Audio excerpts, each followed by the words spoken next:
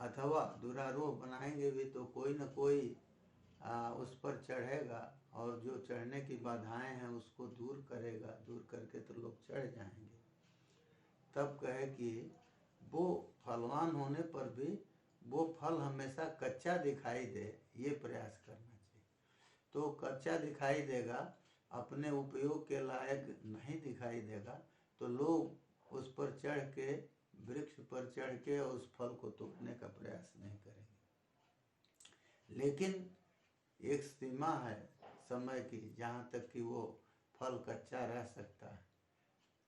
तो बहुत दिनों तक अगर उसको दिखाएंगे तब तो वो मालूम पड़ जाएगा कि कोई न कोई इसमें चाल है।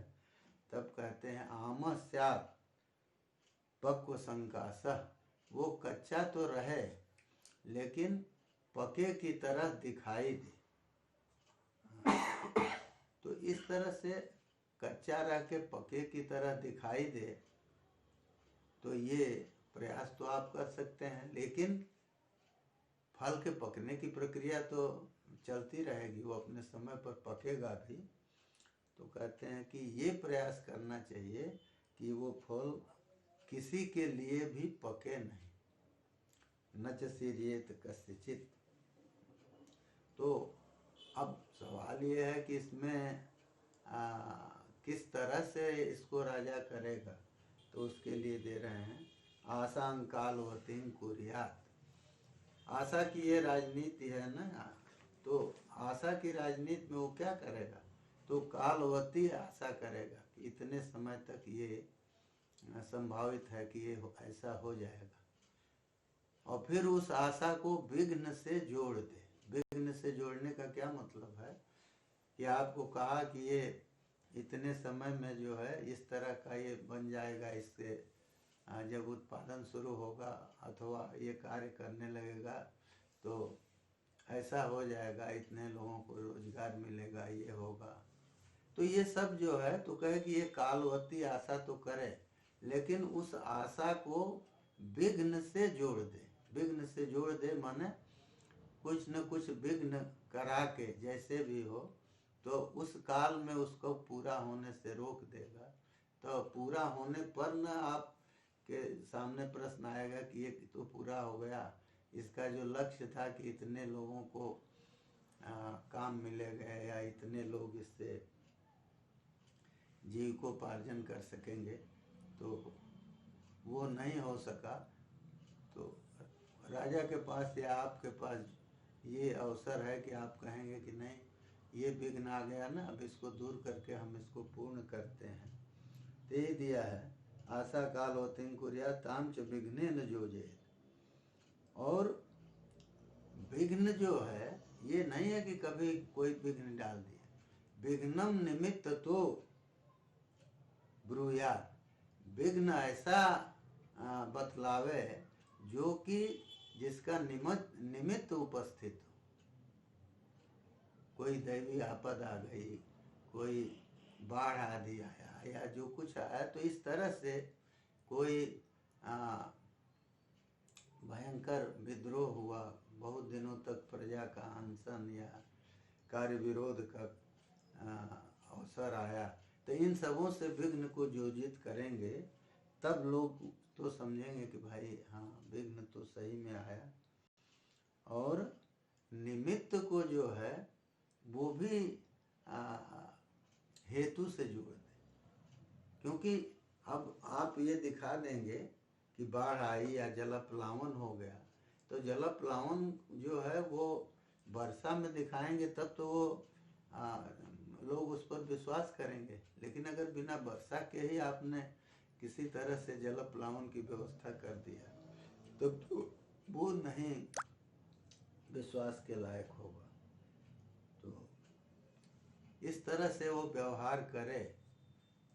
हाँ, ये उन्होंने दिया कि सब कुछ जो है वो भीत की तरह करता रहेगा। भीत माने डरे हुए की तरह। लेकिन कब तक, जब तक भय जो है वो आता नहीं है। और जब भय उपस्थित हो गया तब तो उस समय प्रहर्तव्यम अभीतवत, अभीत की तरह प्रहार करना चाहिए। तो अभीत की तरह प्रहार करना चाहिए मतलब क्या हुआ, जैसे गुप्तचर हैं या और कोई लोग हैं तो वो राज्य के लिए कार्य कर रहे हैं, और यदि लोग किसी को जानकारी हो गई कि यहाँ इस तरह की संस्था काम कर रही है, इस तरह के लोग काम कर रहे हैं, तो उनका विघ्न किया जाए, उनका वध किया जाए, इस दृष्टि से अगर कुछ लोग आ गए तो कहे कि फिर उनके ऊपर अभिशंकया प्रहार करना चाहिए, बिना शंका किए प्रहार करके अपने को बचाना चाहिए, ये उनका मतलब है।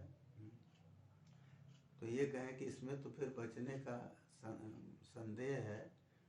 अगर आपने अपने को लड़ाई में डाल दिया, संकट में डाल दिया, तो कौन बचेगा नहीं बचेगा ये तो निश्चित नहीं है।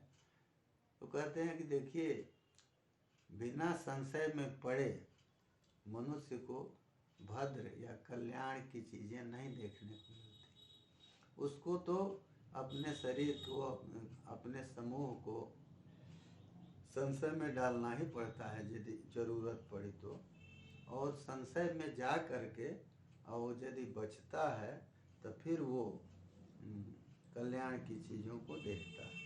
तो इस तरह से उन्होंने अपनी नीति को बतलाया। ये नीति क्या है? तो देखिए, हम प्रतिदिन राजनीति की चर्चा करते हैं, तो राजनीति में राज और नीति दो शब्द हैं। तो नीति जो है वो तो किसी भी फल की प्राप्ति के लिए किए जाने वाले उपाय जो हैं, जो कि फल को प्राप्त करा सकें, तो वो नीति है। और राजा की नीति जो है वो राजनीति कहलाती है। राजा जो है कौन कहलाता है? राजा जो अपने स्वरूप में व्यवस्थित हो, अपने कार्यों से, अपने आचरण से, अपने कर्तव्य निष्ठा से और अपनी प्रजा के रक्षण की तत्परता आदि से जो हमेशा अपने स्वरूप में व्यवस्थित है, जिसको लोग राजा समझ रहे हैं, तो उसको उसकी नीति क्या होगी? जो सर्वदा प्रजा के हित में, प्रजा के रक्षण के लिए प्रयास कर रहा है, उसकी नीति तो यही होगी कि हम हर तरह से प्रजा को किस तरह से सुखी रख सकें, प्रजा को कोई बाधा ना आवे, प्रजा को किसी भी प्रकार से बाधा न पहुँचे, वो मात्स्य न्याय को रोक सके, बलवान जो हैं दुर्बल को पीड़ित न कर सके। तो इन सब में जो भी अपेक्षित है उसको, उसकी पूर्ति के लिए, जैसे कहीं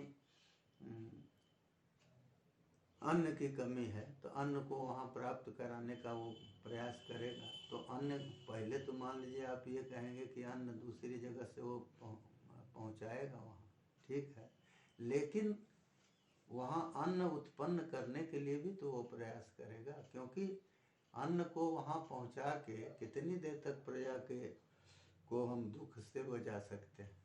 अन्न के उत्पादन का हमें प्रयास करना होगा। तो ये नीति यही है जो नयनात नीति, नयन माने प्रापण, किसका प्रापण, किसको पहुँचाना? तो प्रजा के अपेक्षित जो भी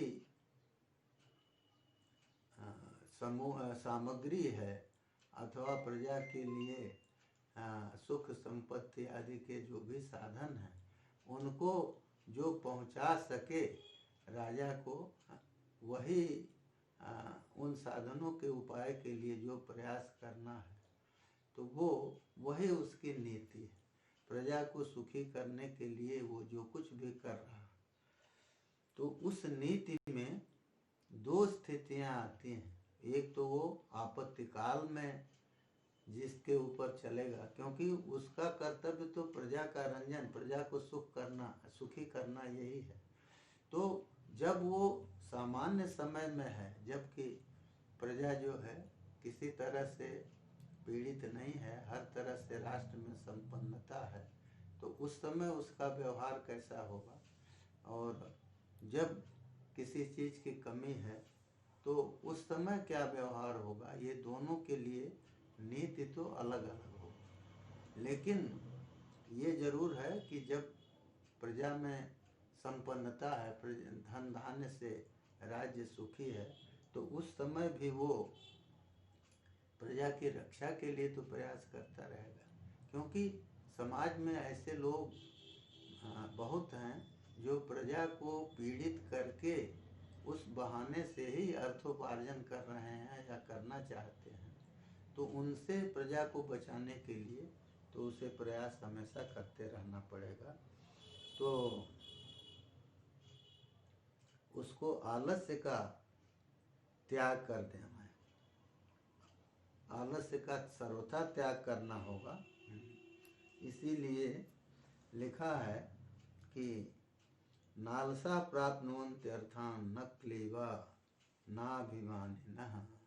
कहा कि ऐसे लोग जो आलसी हैं वो अर्थ की प्राप्ति नहीं कर पाते, और जो क्लीब है माने पुरुषार्थहीन है, जो पुरुषार्थ नहीं करते, प्रयास नहीं करते, वो भी नहीं प्राप्त करते, और जो अभिमानी लोग हैं उनको भी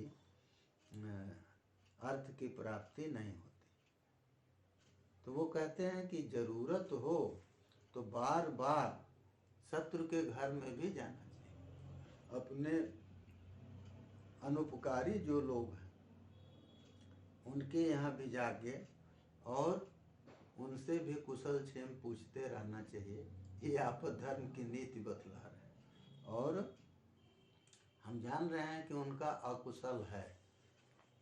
कोई समाचार ऐसा हमको मालूम हुआ जो जिससे वो दुखी हैं, तो फिर भी हम जाके उनको कुशल क्षेम को ही पूछेंगे।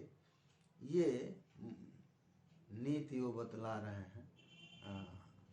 आपद काल में जो अर्थ को अपने प्रजा के लिए अपेक्षित साधन को प्राप्त कराने वाली है, क्योंकि रिपु के घर से, दुश्मन के घर से, माने जो राज्य के अहित में काम करने वाले लोग हैं उनके यहाँ जाए, ये कहने का मतलब है कि राजा देखिए हर जगह अपने से उसको जाना नहीं है, लेकिन जाने का जो उद्देश्य है उस उद्देश्य को तो वो पूरा करेगा। राजा नहीं जाएगा, राजा के लोग जाएंगे, वो भी नहीं जाएंगे तो उनके द्वारा प्रेरित लोग जाएंगे, और जा करके हर तरह से उनको ये लगेगा कि ये हमको जो है राज्य से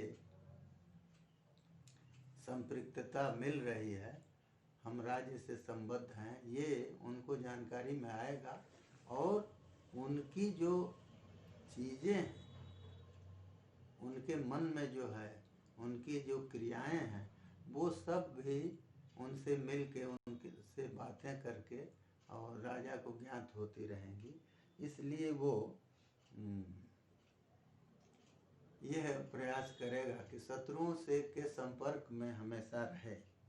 हाँ, ये जरूर है कि अपने अंदर जो दोष हैं वो उनको शत्रु न जान सके। पहले तो ये कहा कि अच्छिद्र होना चाहिए, अच्छिद्र माने दोष रहित होना चाहिए राजा को। लेकिन यदि कुछ कोई दोष है, क्योंकि निर्दोषता, सब प्रकार से निर्दोष होना ये बड़ा कठिन है, तो इसलिए ये करे कि अपने छिद्र को रिपु न जान सके, लेकिन किसी भी प्रयास से वह रिपु के छिद्र को, रिपु के दोषों को, उसकी कमजोरी को वो जान ले। और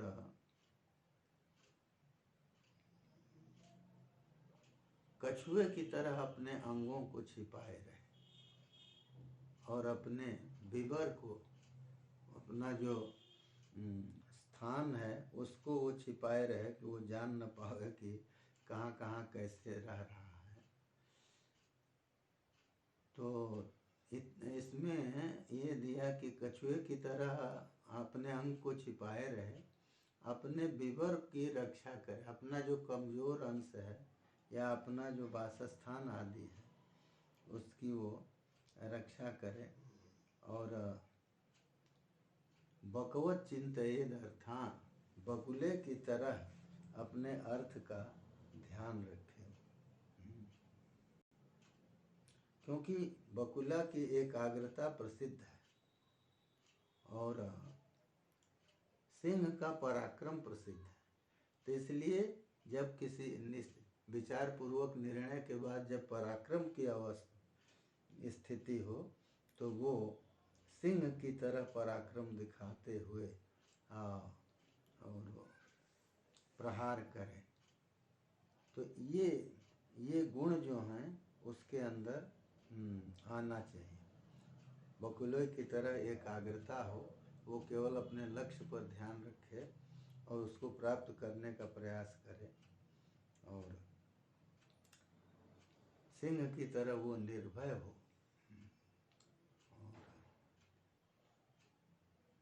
लेकिन शीघ्रकारित्व जो है सिंह में दोनों है, एक तो निर्भयता है और शीघ्रकारिता है। वो जो प्रहार करता है तो वो बहुत शीघ्र कूद कर आ जाता है अपने लक्ष्य पर। और उसी तरह से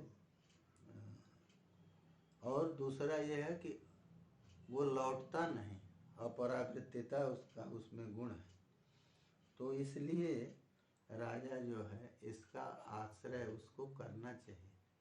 लेकिन ये जरूर है कि बहुत विचार करने के बाद ही इसका वो निश्चय करे कि हमको इस समय किस रूप में क्या करना है। अरे बक की तरह एकाग्रता तो उसकी हमेशा लक्ष्यों पर ध्यान रखने से समझ में आती है कि हमेशा लक्ष्य, किस लक्ष्य को किस रूप में प्राप्त करना है, कितने समय में प्राप्त करना है, ये वो ध्यान रखेगा। और सिंह की तरह पराक्रम करेगा और वृक की तरह वह जो है वो भेड़िए की तरह अपरावृत्तित्व उसमें आएगा। तो यही दिया, बक की एकाग्रता, सिंह का निर्भयत्व, शीघ्रकारित्व और वृक की अपरावृत्तिता, इन सब गुणों को अपने में रखकर वह